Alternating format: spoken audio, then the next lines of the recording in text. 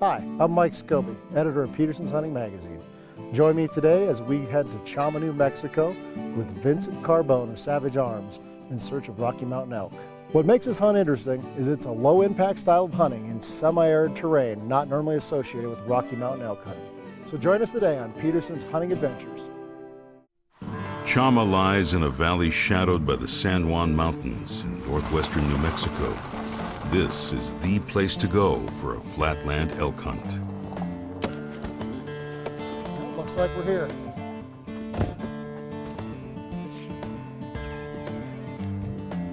Oh, friend, hey, buddy. Hey. Hello, guys. How you doing? Good. You must be Mike. I am. Mike Scobie, Petersens Hunting. Good. This is Vince from Mike. Savage Hello, Arms. Vince. Bill, Good nice to have meeting you. Welcome both of you to the Timbers. Looking forward How was to your it. trip? It's good, good. Was it good? Beautiful place you got up here. Well, thank you. We're glad for you guys to be a part of it. I don't want to rush you, but let's get you unpacked and get you something to drink because we need to get to the range and get those rifles sighted in real quick. Okay. Sounds good. Follow you. Well, gentlemen, once again, welcome to the Timbers. Thank Glad to have you. What a place. Beautiful. Like all the elk up on the walls. These all taken from the ranch here? Yeah, they're all Timbers. Wow. Nice. Beautiful. Nice setting. Get our rifles and let's go out to the range. All right, let's do it. The guys are out before first light on a clear, cool morning. Mounting up in the truck, they head out on a short drive to their first hunting area. Well, we're going to go out to one of the ranches we've got leased. There's been a lot of good bulls there recently spotted and glassed. Ranch has been quiet for the last 4 or 5 days, so I expect us to get out, park the truck right before daylight. We'll make a short stalk before we should start making some visual contact. And we'll just use the wind and the movement of the elk and use it all in our favor and see if we can't get one tag this morning. Now, is this a resident herd right here in this area, or are these elk that are coming through the high country and we're getting some new elk in here, or what's the situation? Last week, I'm confident in telling you that we were doing all residential elk, but due to some high country weather, you know, the migration could start just any time, so we'll see. Bill's plan is to get the boys into position before sunup. This is a challenging hunt, as the terrain is very flat and cut by wooded draws. There isn't much cover for the elk or the hunters, and it's going to take careful stalking to work themselves into position for a shot. Sagebrush and grammagrass cover the high prairie, which is home to elk, antelope, and mule deer. My goal and objective was to try and catch some elk out here feeding in these flats. That didn't happen. Straight in front of us, you can see how this country starts falling off in little draws. And as the sun comes up, these elk will want to get closer to these bedding areas. And so what we're going to do is we're going to fall down in these draws. And I don't want to over-aggressively hunt this area, but I do want to stay in the fringe of their bedding areas and see if we can catch them going into bed. Okay, sounds good. So we're just gonna work our way through these little fingers and kind of glass them over and just still hunting. There's some small parks in here, little sage flats and draws, and just a combination of stuff that. Keep the scope turned down and be ready. That's right. I got one call in my hand. In case one gets up, I'm gonna stop him for you. Okay. Oh, hey, look at that. The coyote right down there. Yeah. Just sitting there staring at us. Yeah. See that? As big as can be. There's a lot of coyotes in this country. Yeah. Yeah, this morning you could hear them all over the place, yipping and howling.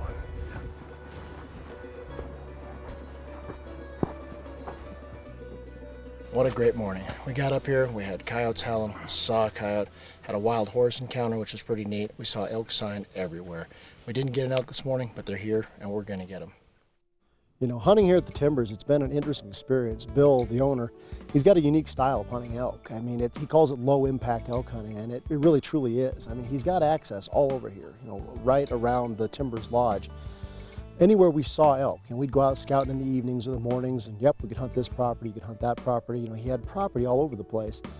But what was neat about it, he didn't just blunder into the area and go look for a shooter. You know, we'd sit on the edge, we'd look for an elk. If we saw a shooter, then we'd go in after him. Or conversely, he might know where there was a shooter at since he'd been scouting and had some guys scouting for him. So by doing that, he wasn't just going in, messing up his elk country and running elk off of the property. He always knew where they're at, and if you went in hunting them, it was a real surgical strike to go in, shoot the one bull he was looking for, and then get back out without being seen.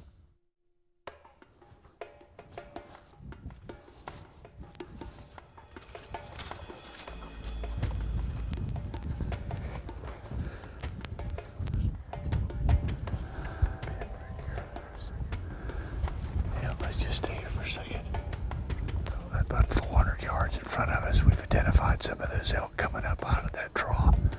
We're seeing 2 spikes and a cow. It's unfortunate they've caught us in a position we're kind of pinned, and we're going to sit here and be patient for a minute. Cross our fingers, they'll drop back down to that draw. That'll allow us to close the gap. We need to close about 200 yards for fencing.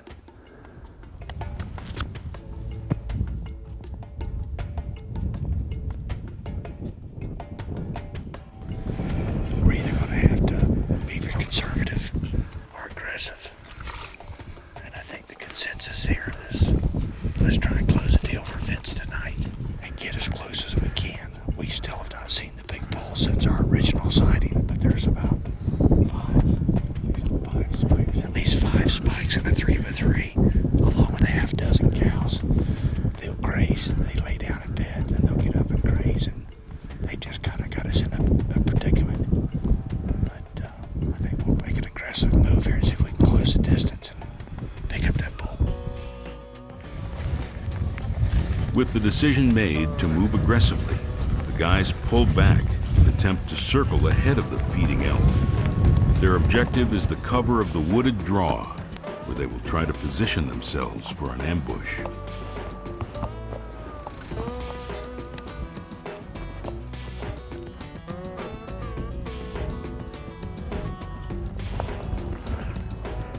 He's coming right at us. There's a cow right in front of him. Okay, he's following the cow. Right? Yeah, back to that cow.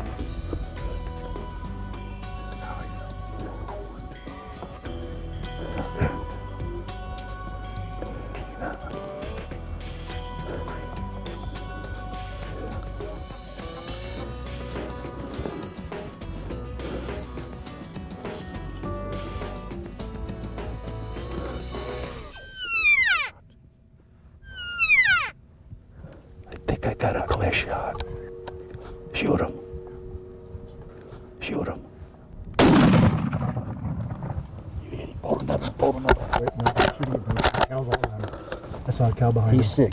You bolted it? Yeah, just hold. There's cows right behind him. I saw one move. He just went down. He's not. Just sit down.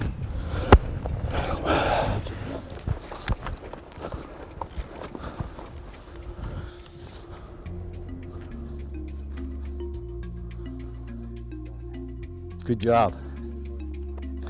Good job, man. Bill, Hey, thank you. did it get? That was exciting. My heart is still pumping. I'm still That's pumping. hey, that's what elk hunting's all about. That feeling you got right now. Yeah, that was a great hunt. Though. I don't, your first elk hunt out here to see this kind of stuff. I mean, how long have we played with these bulls? And these cows in here. Probably what, 2 hours now? Yeah, this is the group we came to hunt. And the cool thing is that we could have taken, if we'd have stayed where we were at, it would have been about a 400-yard shot. That's a long poke out here. So we circled back around out of here, and I took one step up this little rise, and I could see elk in here moving. So we just, quickly settled down in there, and you got in position, and you closed the deal. As we said, as soon as we left the house, we had this particular herd of elk in mind to hunt. They had been spotted for us this morning, and we had that 400-yard opportunity and thought we ought to close the gap. But I got to tell you, Mike, we made a couple moves I got pretty nervous about. I think what I was nervous about is when we got on them, they'd be right on top of us, and that's exactly what happened. Right. And so many times that'll happen, and it's too close and it doesn't work. Right. But we made some great calls tonight. We did some good hunting. We had a good shooter, and we closed the deal. So, hey Vince, how close was that one to us? Did you see that cow right in front of us? That was, I don't know how close. She was right on us. What was it, 50 yards, 40 yards? Well, I'll tell you, my heart is still beating. This is probably one of the most exciting things I've done, hunting-wise or anything to get the old heart pumping. It's really been an experience.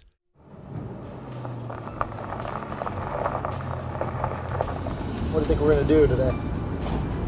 Well, what I had in mind is we're going to go on the west side of this property. We're going to kind of hunt it just the opposite. We're going to get down in those sage flats and glass the water holes and the hills, looking for these elk to come down. As bright as it is today, they may wait till late to come. But I'm pretty sure we'll be in the elk tonight.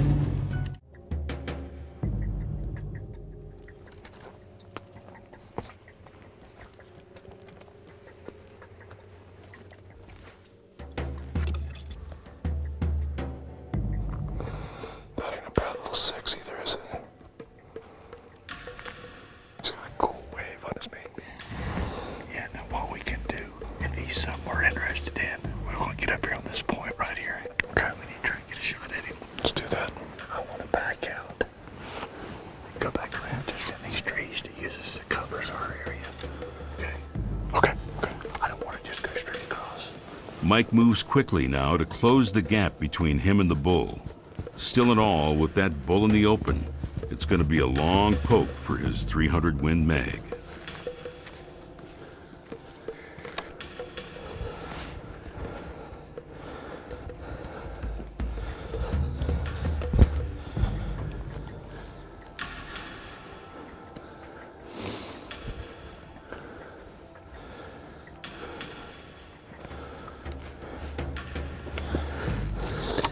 Get your breath about you.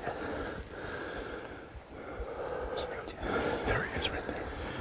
Yeah, he's still 423 yards. Oh, we could probably pick up another.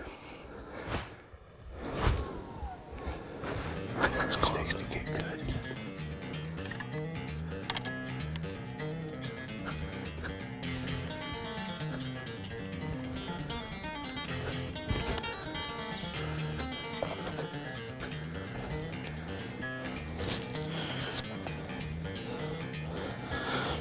I can make that shot. I'm gonna get down prone.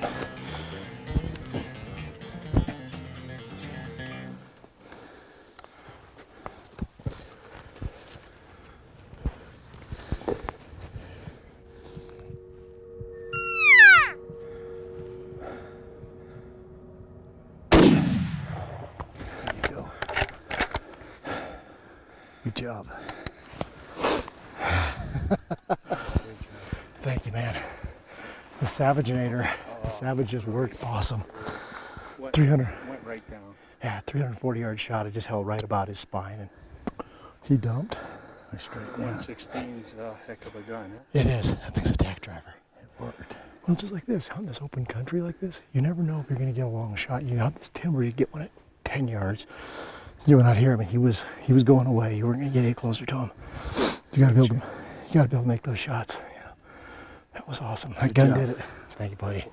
You had him dialed too. You're like, no, sneak right down here. We'll kill him. And you're right.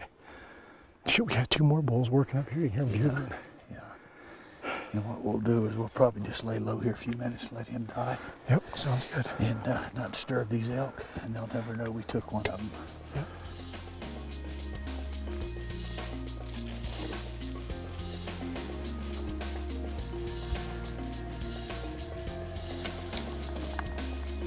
Oh yeah, he's done. Man, what a ride. Thank you. Glad to be a part of it. Man, you had this thing pegged. I mean, from the time we walked in here today, we were right on elk. You said there's like 5 bulls up in here, and I was like, okay, we'll see. But man, I'll tell you what. We had, 3 bugling around us there. Oh, to the right, yeah. Try sneaking those guys. We run into this bull. This old joker was just coming across the flat there, and I didn't think we were going to get up on him. He was moving fast.